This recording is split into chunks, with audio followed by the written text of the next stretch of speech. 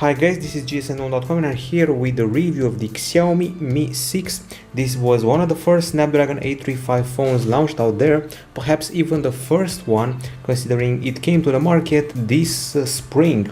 So we're dealing here with one of the smallest flagships on the market with a 5.15-inch screen, and this is a pretty compact but well-built phone that can be found right now on gearbest.com for $465. It comes bundled with a case. It's available in a glass and metal chassis with 6GB of RAM, and it also comes in blue, white or black. It's got a special stainless steel frame. Yes, somebody was doing that before Apple in its iPhone X, and it's splash resistant. The back is covered with glass, curved at the sides. The front also glass, gently curved, but the bezels are quite big by current standards. It's got a solid build and measures 7.45mm in thickness. It weighs 168 grams, and it's also not slippery because of the metal frame that increases the grip, and it's very easy to use with a single hand because of the rather small diagonal. Well built, comfy and premium. And now we move on to the screen. As I said before, 5.15 inches. It has a special option for reduced glare, and surprisingly for a flagship it's only Full HD, not Quad HD. So we got an IPS LCD panel here, and the actual viewing experience will be put to the test right now. So from what I know, we do not have a video player, so I'm going to have to use the gallery for that purpose. So we go here to videos and we play our usual test clip, which is this one, and we notice vivid colors, good brightness, wide view angles, and also a pretty decent contrast in full sunlight. I also noticed that in some videos you can see a black edge all around the image, and that can be a bit annoying. Now let's see what other tests we did. So we put the screen under the microscope and found that the pixels have an RGB stripes arrangement, and then we did a brightness test, achieving as high as 609 lux units, which is very impressive, actually very impressive. It beats the Galaxy S7 Edge, iPhone 6s Plus, but scored below the Sony Xperia XZ and the OnePlus 3. We also have a bunch of special settings for this very same screen. So we go here, display, there's brightness level and automatic brightness. There's a reading mode that will reduce the blue light, and we got an adjustment of level. Then we have the text size and double tap the screen to wake, and that's about it. A very solid screen, and actually one of the best aspects of the phone.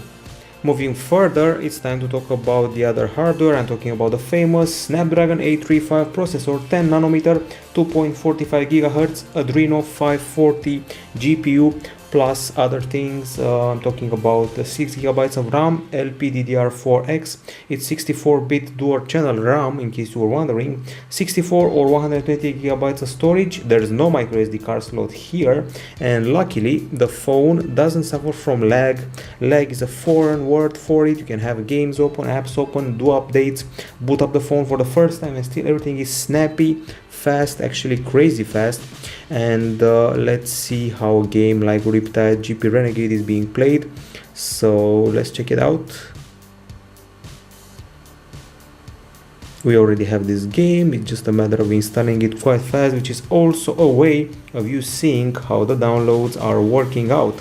So Riptide GP Renegade is our typical benchmark game. We've used it for a while now, and I have to say it looks quite great on this phone. It's not the only game we've played.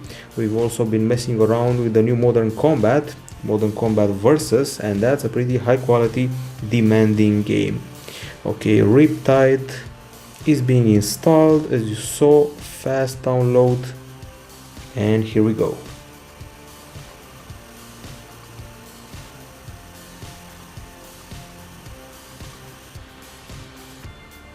We just had to reset the phone for a proper unboxing, but rest assured we have played it before. Here we go. Connecting to my account, resetting my session, and we are good to go. Restore. Yes. And finally. Quick race. Turning up the volume a bit, and let's try the Unicron base, one of my favorites, from here. With this Cookie Hydrojet, you can already tell from the loading time, this is a special device. It's got the most powerful Qualcomm processor on the market, It's snappy and responsive. Controls work like a charm. Excellent frame rate and lighting effects. Check out the liquid feel of the water. It also helps that we're using a 5-inch screen, not a 6-inch one.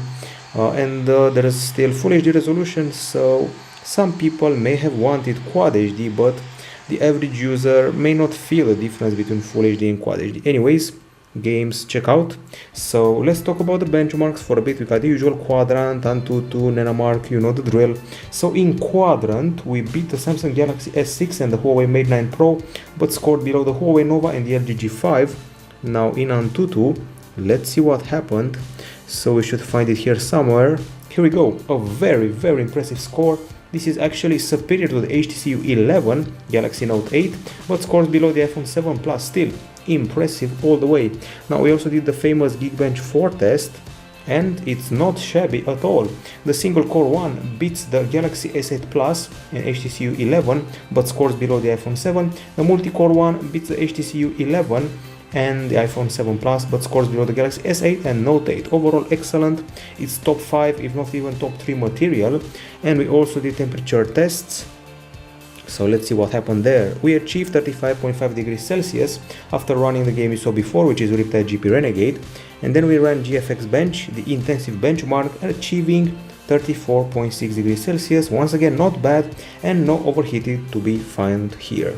Now other aspects, let's talk about the battery. 3350 mAh lithium polymer quick charge 3.0 at 18 watts. Now our HD video playback time in a loop, let's find it,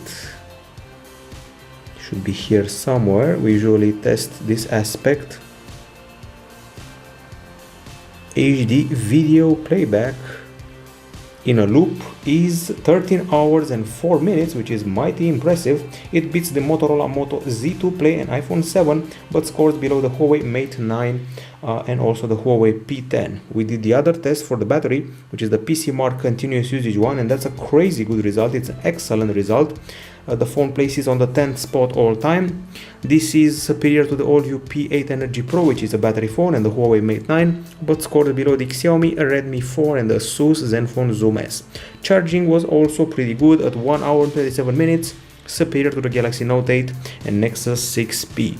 We also did charging in steps. 5 minutes is 11%, 15 minutes is 27%, 30 minutes is 54%, and 1 hour is 91%.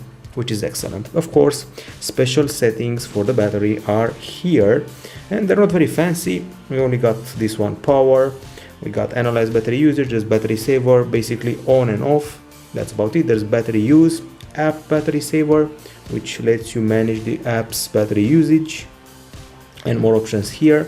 Clear cache, turn off mobile device when device is locked, battery drain notifications, and so forth. Overall, an excellent battery.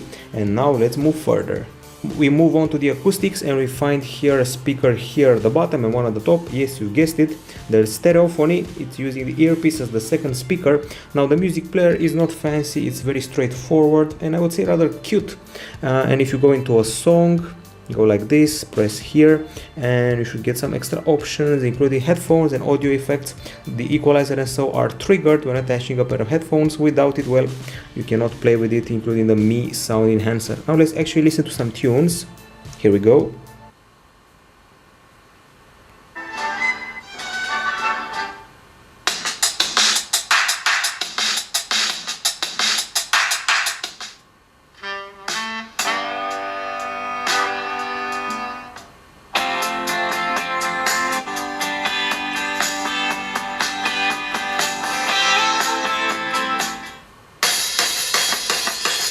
Okay, so you get the gist of it. So we're dealing with a loud and clear experience, excellent bass, only a very small vibration on the backside, good bass and high notes plus voice.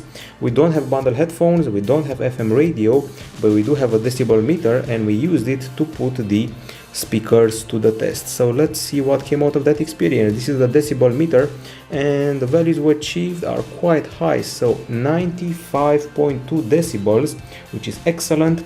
in the multimedia test involving the game Riptide GP Renegade, so 95.2, superior to the Samsung Galaxy S8 and Huawei P10 Lite, but below the Huawei P10 and the Blueboo S8 we recently tested. It's solid, and keep in mind we do not have audio jack at the bottom or at the top, so we're using a special accessory, the adapter from USB Type-C to 3.5mm. By the way, I hooked up my Apple AirPods to the device via adapter, and I triggered a great bass, a custom channel, 7 custom channels for the equalizer. Now, on the camera front, typical approach, dual camera. There are two 12 megapixel sensors here. One of them has 4-axis optical image stabilization, f1.8 aperture. There's a two-tone flash. The other one has the telephoto lens, 1 micron pixels, f2.6, and there's also 2x optical zoom here. That's the back camera. The front camera is an 8 megapixel shooter with 36 beauty profiles and full HD capture. The camera interface is very straightforward. If you've seen a Xiaomi phone before, you know what to expect. There's 2x optical zoom. You can see it here in action. So let's try again. 2x optical zoom. Here we go. That's it. Feels a bit slower than the one on the Galaxy Note 8 and the iPhone 7 Plus, to be honest. The options are those ones: audio, beautify, square, timer, straighten, tilt shift, panorama, manual, group selfie, and HHD, which is basically a night mode. I did not find any option to tweak the resolution, and that's odd. And we do have a portrait mode, this one here, which is basically the way to trigger bokeh effects. Okay, that's about it. We go into the gallery and we have a ton of pictures. We surpassed 200 because we actually took the phone to an iPhone 8 launch. I know it's ironic, but we did. And here we go. First of all, I could not figure out the whole portrait thing. It simply wouldn't work, so you have to get the ideal distance for portrait and bokeh to work. So we got here this shot. This is the shot with 2x optical zoom. You will not lose details, that's for sure. And just like the Xiaomi Mi 5 before the Mi 6, the selfies are fantastic. It's one of the top 3 selfie shooters for sure, just like the Mi 5 before the Mi 6. Now, the main camera triggers some great details and great shots. It's a pragmatical camera, colors are realistic, there's good clarity, and I would say that while it beats the Galaxy Note 8 and S8 in selfies, when it comes to the main camera, it should work better. So we can take good macros and pragmatic pics, but at some points, some of the shots were a bit missed. The best aspects: we have a great focus and a great texture of flowers. We have an excellent way of rendering the sky. So let's see that. A few macro shots of flowers here. Okay, even more flowers, and that's the sky. And when we apply HDR, it actually gets better. So few phones would have rendered the sky this well. Some of them would have burned the sky or simply showed us a white patch at the top, so that's nice. Okay, if you zoom into the shots, things will remain great. Excellent level of detail, good color, but every once in a while there will be a shot that spoils the day and makes this not exactly on par with the Galaxy S8 or Note 8. By the way, shot which is a regular shot and HDR shot making the difference. A few more captures here, quite good I have to say, and let's see what else we got. We also have some nice close-ups of the new iPhones, iPhone 8 compared to the iPhone 7, iPhone 8 Plus as well, and one more selfie here. Once again, one of the best selfie phones I've seen out there. In the end, it feels more like an upper mid-range device. In that regard, it's pure quality, but if you want to compare it to HTC U11 and Galaxy S8, well, I would say you'd better compare it to the Huawei P10 and also the LG G6, not the Galaxy S8 or the Note 8. Okay, and I was talking before about the portrait thing. Let's go to it. Those are some attempts. So we focus on the duck, or we focus on the bear, and when we focus on the duck we blur the bear, and so forth. That's how you alternate between the whole focus thingy. And then there are the editing options that enhance, doodle, adjust, and more. In the end, this felt a rather insecure method of alternating with portrait and bokeh, and I've seen much better on the Huawei phones, for example. Okay, so we finished with the daytime capture. Let's go to the nighttime capture. Now, as far as the low light capture is concerned, here we go. These are the shots we've taken during the nighttime, and I have to say they're a bit darker than what we're used to on flagships, and actually the flash makes things a bit too white and also not very clear. I have to say I'm pretty happy with the texture, and the 2x zoom is okay, but if you go deeper than that you may lose some details.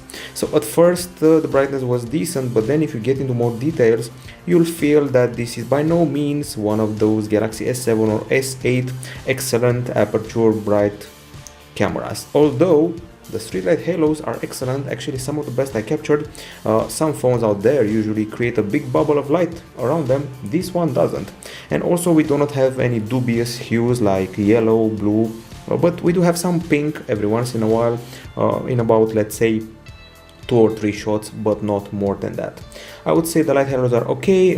We have a solid flower color in one of the shots we've taken before, so this one here has actually quite excellent colors for low light capture and good texture of the flowers.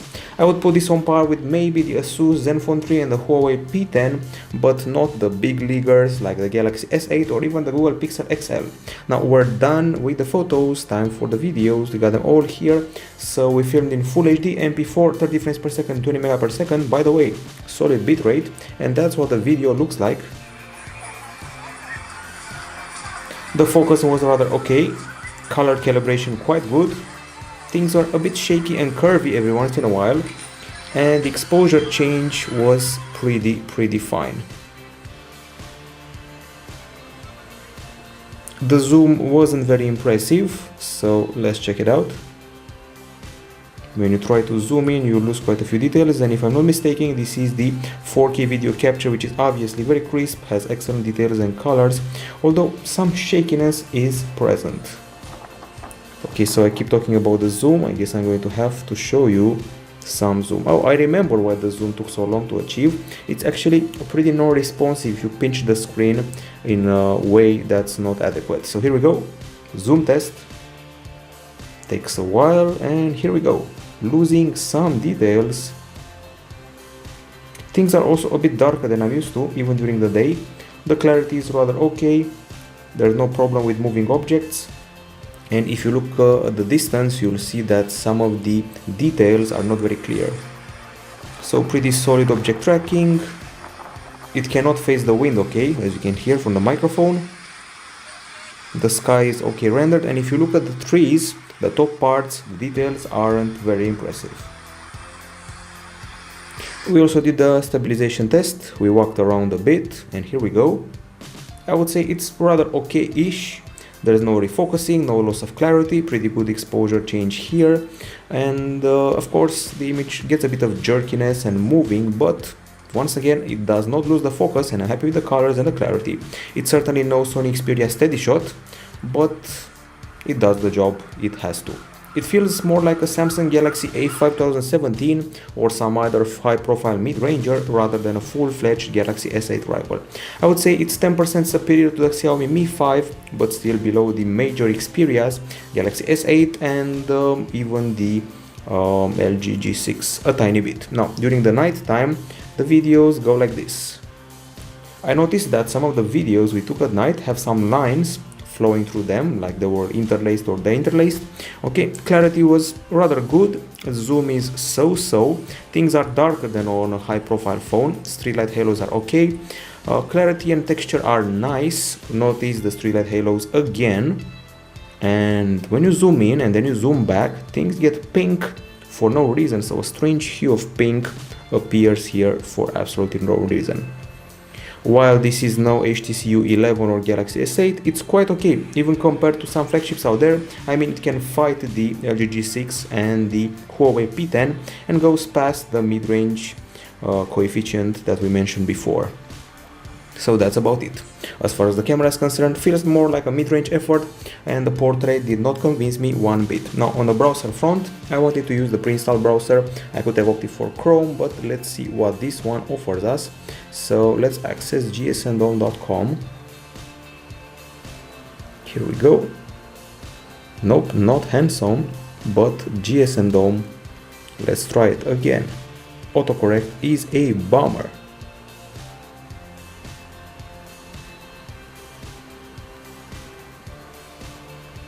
Here we go. And at last it's loading. Not the fastest browser in the world, and somehow, in spite of this not being the fastest in the world, we actually got some very solid results in Chrome. Yes, we did Chrome benchmarks. I'm talking about Velamo, SunSpider and the works, and the results were fantastic, and I was a bit shocked. Now the keyboard we're using here is this one. If I'm not mistaken, it's SwiftKey. It's got that swipe input, and let's check it out. It's SwiftKey, as I said before, quite comfy. Now let's see what the connectivity offers. Now on the connectivity front, there is an USB Type-C port at the bottom. We do not have an audio jack, but we have an infrared emitter at the top. And this is a dual nano SIM phone that comes with Wi-Fi, ABGN, dual band. There is also NFC here. We got Wi-Fi AC MIUI, there's Wi-Fi display, Wi-Fi direct, Bluetooth 5.0, 4G LTE category 16, GPS, GLONASS and Beidou, and on paper were promised up to 1 GB per second cellular connectivity. That's in the future, and up to 867 MB per second Wi-Fi downloads. We got Miracast, DLNA, Google Cast, so everything is fully covered. Now, as far as the calls are concerned, they were loud, clear, excellent noise cancelling, and the microphones from here did a fine job. We also did a speed test, and let's see what came out of that effort. So here we go. These are the results we achieved. Stellar in Wi-Fi, 194 MB per second downloads, 26 MB per second uploads, on 4G 65 and 65 again, which is a curious pairing, but still nice. Now let's see exactly what software version we're running on here. So it's MIUI 8.5 on top of Android Nougat, which should be 7.1.1 at this point. Okay, so this is a minimalistic interface. We saw it on some other Xiaomi phones. All the icons are minimal and typical for multitasking. We've got this area here. It feels a bit old school, like Huawei used to do, like Apple used to do. Basically a series of thumbnails that can be swiped up to be closed. Other than that, well, you can pinch the home screen like this. Come on. Okay, so you can trigger the themes, widgets, wallpaper and effects. The widgets are basically the same as back in the days of the first Xiaomi Mi Pad tablet, so they need to change. Wallpapers are quite stunning, pretty impressive, and effects are basically transitions. Okay, other than that, an elegant drop-down section, especially the quick settings are quite elegant, quite nice. I love to see this on maybe the Zen UI from Asus, for example. And we also have some beautiful wallpapers that change every once in a while. Now the actual settings are here. They're pretty straightforward. We got a connectivity, display, wallpaper, themes, and security. Of course, we have a fingerprint scanner here at the front. So let's mess about with it. Add fingerprint, secure with a pin. Not very happy with the look of the numeric keyboard, and the setup process involves about 12 steps. It's capturing my fingerprint. It's been added successfully, and now let's see just how efficient it is. Okay, you really have to leave it a bit there, not remove it instantly. Loving the sounds of the system, by the way. Okay, so that's about it. Pretty accurate, reasonably fast. Other options include status bar. We got a second space. Basically, you can act as if you have a totally different phone. Hand the phone over to a friend. He has a new phone in his hand. Okay, we got Do Not Disturb and something called Quick Ball. Quick Ball is basically a floating widget that looks like this and can include extra settings towards extra shortcuts, towards apps, features, and so forth. We also have a one-handed mode. We got headphone effects, we got screenshot options, we got Mi account, permissions, and dual apps, so you can use two instances of the same app. Okay, speaking of apps, we do not have an app drawer here. There is no app drawer to mess about with, so all the apps are pre-installed and available on the home screens. Now I counted the apps, the pre-installed ones. There's 37 of them, which is rather okay. My favorite is security, probably. It's got a cleaner, data usage, block list, security scan, and permissions. And we also have tools like recorder, scanner for QR codes. We got downloads, we got a compass, themes, explorer, notes, WPS Office for productivity, and Mi Remote if you want to set up the infrared emitter to control TV set, fan, box, projector, DVD player, or even a camera. Okay, so that's about it. It's time for the verdict. This is the Xiaomi Mi 6 Flagship, one of the smallest and most compact phones with the Snapdragon 835. On the Pro side, it takes fantastic selfies, it's got a very high performance, a pretty okay build, and it's got a very bright screen, actually brighter than anyone would expect. Battery is excellent in both continuous usage and video playback. Fast charge, I would say that the volume is okay, we got stereophony, we got good details in pictures and fast connectivity, as well as a minimal interface.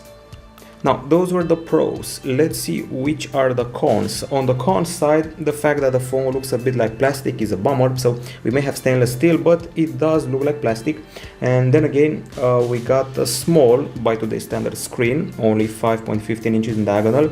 People are already using 5.8 inches and even 6-inch devices, so this one may feel small. We only have Full HD resolution, not Quad HD. The camera has too few options for people nowadays who want more and frankly more useful than tilt shift.